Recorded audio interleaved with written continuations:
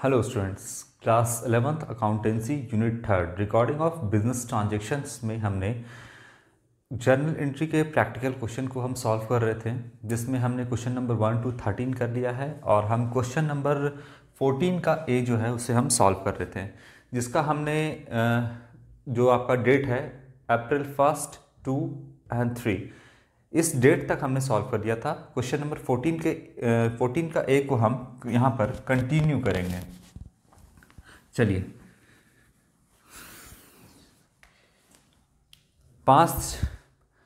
3 तारीख तक हमने कर लिया था। अब अगला जो आपका ट्रांजैक्शन है वो 5 तारीख का है, 5 अप्रैल का है। यहाँ हम सॉल्व करते हैं इसको। अप्रैल 5 क्या कहता है आपका transaction? Purchased goods from Suresh. तो बिजनेस ने सुरेश से क्या किया? गुड्स परचेज किया off the list price of 8,000 at 20% trade discount and paid him by cheque. तो बिजनेस ने यहां पर क्या किया है? सुरेश से परचेस किया है 8,000 रुपये का, जो कि लिस्ट प्राइस है।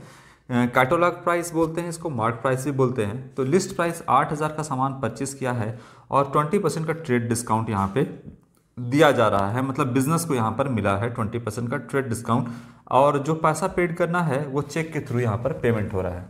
बात समझिए, जो भी रिकॉर्ड करते हैं बिजनेस के पॉइंट ऑफ व्यू से करते हैं। ये बिजनेस है और बिजनेस ने किससे सामान परचेस किया? सुरेश से सामान परचेस किया। बिजनेस में सामान आया यहाँ पर, तो परचेज अकाउंट को डेबिट करेंगे। डेबिट वाट कम्स इन 5 तारीख का। तो परचेज अकाउंट को हमने डेबिट किया, परचेज अकाउंट डेबिट। जो पेमेंट किया जा रहा है यहाँ पर जो है, कितने का सामान खरीदा गया है? 8,000 का बिजनेस ने परचेस किया है, जिसमें से टीडी कितना है? तो टीडी है 8,000 का। टीडी जो है 8,000 का 20% यहाँ पे टीडी है। यह आ जाएगा 1,600 रुपया। तो 8,000 में से अगर आप 1,600 घटा दोगे, 1,600 घटा दोगे, तो यह आएगा आपका 6,400 रुपीज़। यानी बिजनेस ने आफ्टर ट्रेड डिस्काउंट 6,400 का जो है गुड्स परचेज किया है। अब जो पेमेंट है वो सीधा सीधा आपका पेमेंट कर दिया जा रहा है। कोई भी इसमें, जैसे इसके पहले वाले करते थे ये कैश में और कुछ उधार में, तो यहाँ पर टोटल का टोटल 6,400 रुपया पेड कर दिया जा रहा है। और कहीं भी इस ट्रांजैक्शन में नहीं लिखता है कि इसमें कोई कैश डिस्काउंट है, तो इसमें आपका कोई कैश डिस्काउंट नहीं है। तो क्या एंट्री बनेगा? परचेज किया है बिजनेस ने, तो यहाँ पर परचेज अकाउंट को हमने डेबिट कर दिया, और टू यहाँ पर चेक के थ्रू पेमेंट हो रहा है, तो लिखेंगे बैंक अकाउंट। अगर कैश करते तो कैश अकाउंट लिखते, चेक के थ्रू पेमेंट कर रहे हैं तो बैंक से पैसा जाएगा बिजनेस का, इसलिए बैंक अकाउंट लिखेंगे। कितना सामान कितने का परचेस किया? 8,000 का, जिसमें से टीडी, जिसके लिए हम अलग से कोई जर्नल एंट्री पास नहीं करते हैं, वो टीडी यानी ट्रेड डिस्काउंट कितना है?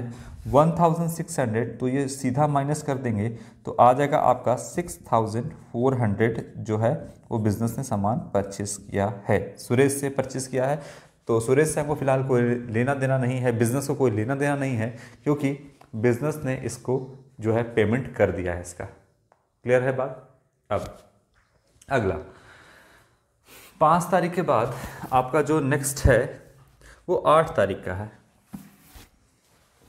चलिए 8 तारीख को क्या कहता है?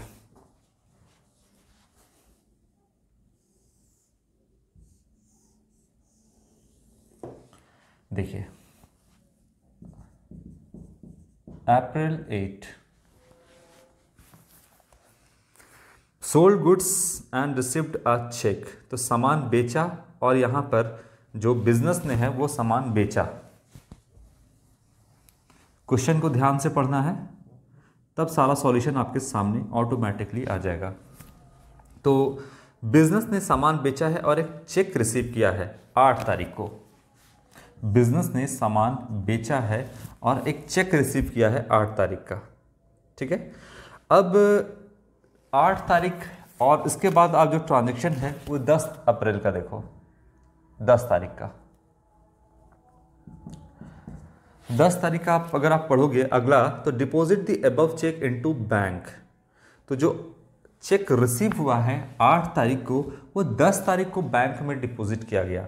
सामान बिजनेस ने बेचा है, सेल किया है सामान, तो बदले में जिसको भी सेल किया होगा सामान, वो क्या करेगा, बिजनेस को पैसे देगा, कैश देगा। सामान ले गया और बदले में कैश देगा।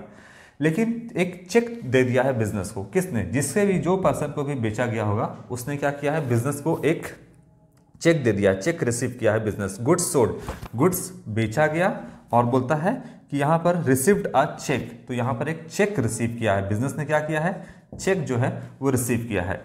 कितने तारीख को, 8 तारीख को बोलता है चेक रिसीव हुआ है। इस डेट को जो है बिजनेस इस चेक को बैंक में डिपॉजिट नहीं किया, बल्कि 8 तारीख को सिर्फ रिसीव हुआ है चेक। किसको रिसीव हुआ है, बिजनेस को। किससे रिसीव हुआ है, तो जिसको सामान बेचा गया है उससे। अब यहां पर आप लिख दोगे, बोलोगे कि सर हम लिख देंगे bank account debit to, cheque receive हुआ है, सामान सेल हुआ है, तो बैंक टू सेल्स। अभी उसको हम समझाएंगे, अभी हम गलत कर रहे हैं। बैंक टू सेल्स आप कर दोगे यहां पर, ये जनरल एंट्री।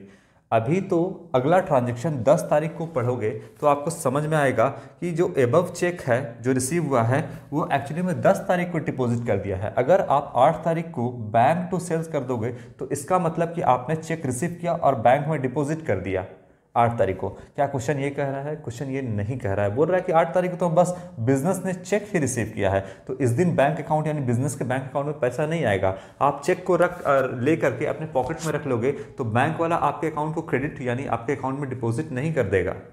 आप जितने दिन चेक लेकर के पॉकेट में घूमते रहोगे तो बैंक वाले को सपना तो आएगा नहीं कि आपके अकाउंट को हम क्रेडिट कर दें, है ना, आपके अकाउंट में हम पैसा जमा कर दें। जब तक वो चेक बैंक में नहीं पहुंचेगा तब तक यहां पर बिजनेस का बैंक बैलेंस कैसे बढ़ेगा, नहीं बढ़ेगा बिजनेस का बैंक बैलेंस।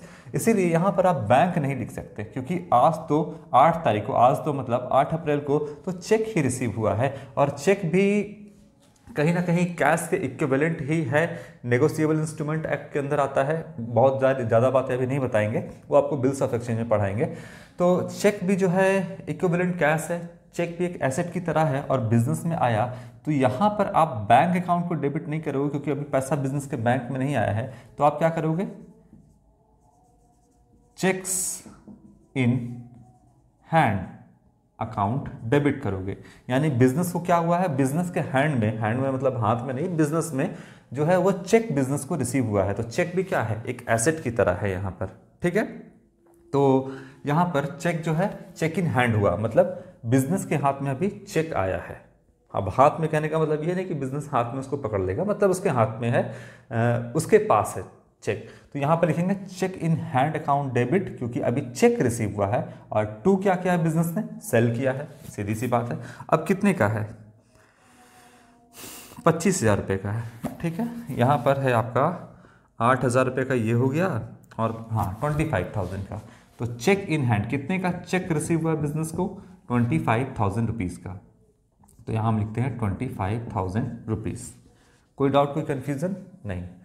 अच्छा, अब क्या हुआ, अगला ये हुआ आपका कि 10 तारीख को ये डिपॉजिट किया गया। तो यहाँ पे लिखो अप्रैल 10 तारीख को अब क्या हुआ, ये चेक जो है आपको बैंक में डिपॉजिट किया गया। लिखता है deposit the above cheque into bank. जो ये वाला चेक है ना, जो बिजनेस को रिसीव हुआ था, अब इसको बैंक में डिपॉजिट कर दिया गया।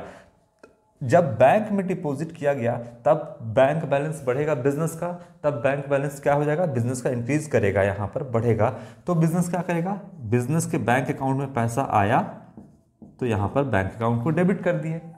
बैंक वाले को क्या जाकर के बिजनेस ने दिया होगा, बिजनेस ने मतलब जो अकाउंटेंट काम कर रहा होगा या जो भी होगा स्टाफ, वो क्या होगा, बैंक को चेक दिया होगा। तो ये चेक आया था बिजनेस में, डेबिट पार्ट कम्स इन। अब ये चेक जो है वो बिजनेस से कहां जा रहा है, बैंक में डिपॉजिट हो रहा है। कहां डिपॉजिट हो रहा है, तो बैंक में जा रहा है, बैंक वाले को चेक देगा। तो डेबिट पार्ट कम्स इन जब आया था, अब क्या हो रहा है, क्रेडिट पार्ट गोज आउट, यहां से जा रहा है। तो यहां लिखिएगा चेक्स इन हैंड अकाउंट, यहां पर क्रेडिट कर देंगे। कितने से, तो बिजनेस में पैसा आया 25,000 रुपया से, बैंक बैलेंस बढ़ गया और यहां पर चेक चला गया। क्लियर है बात। अब क्लियर नहीं है अभी, और क्लियर करते हैं इसको। देखिए, अगर 8 तारीख को ही सेल किया था बिजनेस ने और पैसा रिसीव हो जाता चेक के थ्रू, तो क्या एंट्री बनता? बिजनेस का बैंक बैलेंस बढ़ जाता, बैंक अकाउंट डेबिट करते और क्या करते? टू सेल्स, यही एंट्री पास करते। बिजनेस ने सेल किया 25,000 का, तो सेल्स को क्रेडिट कर दिए, बैंक में पैसा आया 25,000 से डेबिट कर दिए, ये एंट्री बनता। लेकिन यहाँ पर तो चेक रिसीव हुआ और 10 तारीख को डिपॉजिट किया, इसलिए एंट्री बनाना पड़ा। लेकिन अगर कहीं ना कहीं देखोगे कि एंट्री तो आपका यही बनेगा, एंट्री तो आपका यही बनेगा। कैसे? तो आप इन दोनों एंट्री को साथ में जोड़ दोगे तो अल्टीमेटली आपका यही होगा। कैसे होगा? देखिए देखिए, इन दोनों को जोड़ रहे हैं, 8 तारीख और 10 तारीख वाला। Cheque in hand account debit है, हम यहाँ पर चेक इन हैंड अकाउंट को डेबिट कर रहे हैं, कितने से? 25,000 से। जोड़ रहे हैं दोनों को, डेबिट है, डेबिट साइड लिख दी है। अच्छा, इसको क्या है? बैंक अकाउंट डेबिट है, यहाँ पर लिखिए बैंक अकाउंट डेबिट, डेबिट किए, जो डेबिट है उसको डेबिट साइड रखना है। कितने से डेबिट है? 25,000 से, डेबिट कर दिए। ठीक है, क्रेडिट कितने से है? देखिए यहाँ पर सेल्स क्रेडिट है 25,000 से, हाँ, सेल्स को यहाँ पर क्रेडिट कर दिए, कितने से? 25,000 से। क्रेडिट, जो डेबिट है उसको डेबिट साइड में लिख देना है, जो क्रेडिट है उसको क्रेडिट साइड में लिख देना है। और यहाँ पर टू चेक इन हैंड क्या है? क्रेडिट है, तो यहाँ लिख देंगे cheque in hand account credit, कितने से? 25,000 रुपीज से। ये बना आपका। अब आपको मैंने क्या बताया था, अगर सिमिलर अकाउंट एक बार डेबिट एक बार क्रेडिट होगा तो वो आपस में कट जाएगा। बताइए, यहाँ पर बैंक अकाउंट डेबिट साइड में दिख रहा है, क्या बैंक अकाउंट क्रेडिट साइड में दिख रहा है? नहीं, तो वो आपस में कोई सिमिलर अकाउंट थोड़ी डेबिट क्रेडिट है जो कट जाएगा। तो डेबिट में बैंक अकाउंट दिख रहा है, क्रेडिट में बैंक अकाउंट दिखता तो वो आपस में कटता, लेकिन नहीं है यहाँ पर। Cheque in hand account debit है 25,000 से, क्या क्रेडिट में चेक इन हैंड है यहाँ पर? हाँ देखिए है, तो ये आपस में क्या करेगा? डेबिट और क्रेडिट एक दूसरे को काटता है। अगर सिमिलर अकाउंट हो तो, एक जैसा अकाउंट हो तो कट जाएगा। कट गया तो एंट्री आपका क्या दिख रहा है? एंट्री दिख रहा है bank on debit to sales account 25,000, यही एंट्री तो बना आपका, bank on debit to sales account. तो अल्टीमेटली चेक आया और चेक गया, लेकिन एंट्री क्या बना? बैंक बैलेंस बढ़ा बिजनेस का, और बिजनेस ने क्या किया? सेल किया 25,000 का। तो यही आपका फाइनली एंट्री बनेगा। तो इन एंट्री को दोनों को जोड़ के देखोगे तो फाइनली आपका ये एंट्री बनता है, ये वाला एंट्री आपका बनता है। ठीक है, बात को डिटेल में समझेंगे। इसके बाद क्वेश्चन जब पढ़ रहे हैं तो ध्यान से पढ़िएगा, हमेशा ये बात देख लीजिएगा कि जब चेक रिसीव हुआ है तो क्वेश्चन को आगे में भी रीड कर लीजिएगा कि कहीं ये जो चेक हमको मिला है, अगर यहाँ पर अगला 10 तारीख वाला नहीं दिया रहता कि जो एबव चेक है उसको बैंक में डिपॉजिट करते हैं, तब यहाँ पर हम ये मान लेते हैं कि हाँ यहाँ पर पैसा चेक भी मिला और उसको हम बैंक में भी डिपॉजिट कर लिए, अपने मन से यहाँ पे मान लेना है। लेकिन आगे अगर ये लिखा है कि जो एबव चेक है उसको बैंक में किसी दूसरे डेट को डिपॉजिट किया है, तब आपको ध्यान में रखना है, तब ये एंट्री बनेगा। फिलहाल ये हो गया आपका 10 तारीख का। 10 तारीख के बाद कहता है Sohan deposit in our bank account.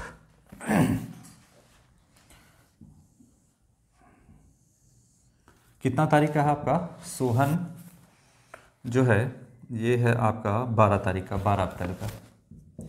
Sohan कौन है? यहां पर ध्यान से देखिएगा, सोहन यहां पर डेटर है। पहला हम लोग एंट्री पास किए थे। सोहन कौन है? डेटर है, जो जिसको बिजनेस ने उधार में सेल किया होगा। देखो बात समझते हैं, बिजनेस ने सामान बेचा होगा किसको? सोहन को, और सोहन जो है वो डेटर बन गया, उधार में बेचा होगा बिजनेस ने, तो नियर फ्यूचर में यहां पर सोहन जो है पैसा बिजनेस को पेड करता। बेचा किस कब गया है? 1 अप्रैल को यहां पर डेटर बना है सोहन। अब सोहन को पैसा देना था किसको? बिजनेस को देता पैसा सोहन। किस डेट को दे रहा है? तो डेट है 12 अप्रैल। एक डेटर कितना है? 1 अप्रैल का, लेकिन यहां पर पैसा कब दे रहा है सोहन? 12 तारीख को, 12 अप्रैल को। अब फाइनली सोहन जो है पैसा पेड कर रहा है। चलिए, सोहन को कितना पैसा पेड करना है? यहां पर देखिएगा, सोहन को 12,000 रुपया जो है वो बिजनेस को पेड करना है। बिजनेस के लिए डेटर है सोहन 12,000 से। अब क्या 12,000 दे रहा है सोहन? वो देखते हैं। जरूरी नहीं कि पूरा पैसा दे दे, सोहन के पास पूरा पैसा नहीं था। सोहन बोला कि हम आपको मात्र 12,000 में से 4,000 ही दे पाएंगे। तो बिजनेस को सोहन ने 12,000 नहीं, अभी फिलहाल 4,000 रुपये दिया है। किसके थ्रू दिया है, क्या लिखता है यहाँ पर कि बैंक अकाउंट में यहाँ पे डिपॉजिट किया है बिजनेस का, तो यहाँ पर हम लिखते हैं बैंक बैलेंस बढ़ जाएगा, बिजनेस का बैंक अकाउंट डेबिट कर देंगे, ठीक है। इसके बाद दिया किसने, सोहन ने, क्रेडिट द गिवर, यहाँ पर हम लिखेंगे सोहन कितना दे रहा है 4000, तो 4000 यहाँ पर लिख दिए। सोहन ने दे दिया credit the giver, credit the giver give किया, बिजनेस को दिया और बिजनेस का बैंक बैलेंस 4000 से बढ़ गया। तो बताइए सोहन ने जो है यहाँ पर कितना पैसा पेड कर दिया, देखिए 4000 रुपया पेड कर दिया, तो अभी और कितना नहीं किया है, 8000 रुपये सोहन को और पेड करना बाकी है, जो अभी फिलहाल सोहन ने पेड नहीं किया है। इस तरीके से बात को समझिए, 4000 पेड कर दिया, 8000 जो है अभी पेड करना बाकी है, सोहन अभी पेड करेगा उसको। चलिए अब आते हैं नेक्स्ट आपके ट्रांजैक्शन पे।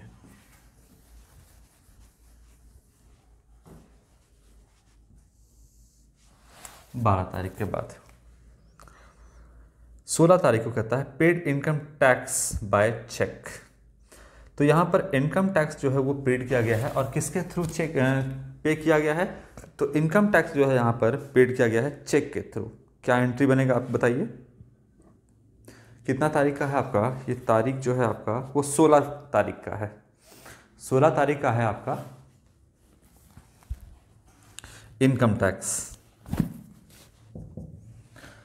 इनकम टैक्स पे किया गया है, इनकम टैक्स किसका, इनकम, यहाँ पर ऑनर जो है उसका इनकम है, वो अपना इनकम टैक्स पे करना किसका है, जो ऑनर है बिजनेस का वो अपना इनकम टैक्स पे करेगा, लेकिन बिजनेस के पैसे को निकाल करके ऑनर ने अपना इनकम टैक्स को पे किया है।